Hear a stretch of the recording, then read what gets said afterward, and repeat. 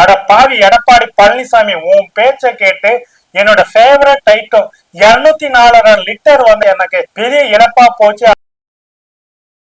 எதிரியோடைய பலம் தெரிஞ்சு, எதிரியோட அறிவு நுட்பத்தை தெரிஞ்சு எதுனாலும் மோதணும். சில விஷயங்கள் வந்து புரியாம அறவே காட்டுத்தனமா போனாக்கா இப்படித்தான் பல்பு வாங்கிட்டு 10 லட்சம் ரூபாய் பெனால்டி கட்ட வேண்டி இருக்கும். நிர்மலா சீதாராமன் அவருடைய நிர்வாக திறமையால நம்மளுடைய பொருளாதாரத்தை கீழே இறக்கிட்டாங்க. ஒட்டுமொத்த இந்தியாவோட பொருளாதாரத்தையும் கீழே இறக்கிட்டாங்க. நம்ம நிம்மி மாமியும் ஒரு டம்மி மாமி அப்படின்றதையும், நரேந்திரா ஒரு உதவாக்கர அப்படின்றது வெளிப்படையாக தெரிஞ்சிருக்கு.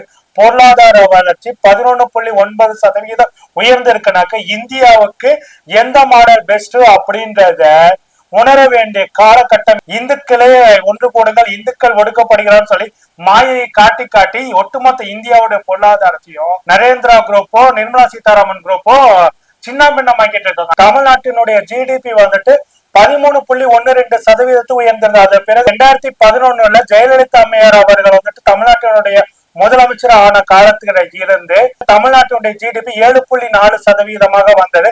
தமிழ்நாட்டினுடைய பொருளாதாரம் இந்த அளவுக்கு உயர்ந்திருக்கான இந்திய பொருளாதாரம் நிர்மலா சீதாராமன் நரேந்திராவால் படுபாலத்துக்கு போகும்போது ஒட்டுமொத்த இந்திய வளர்ச்சிக்கு திராவிட மாடல் பாதிதான் சரின்னு சொல்லிட்டு தொடர்ந்து காட்டிக்கிட்டே இருக்காங்க.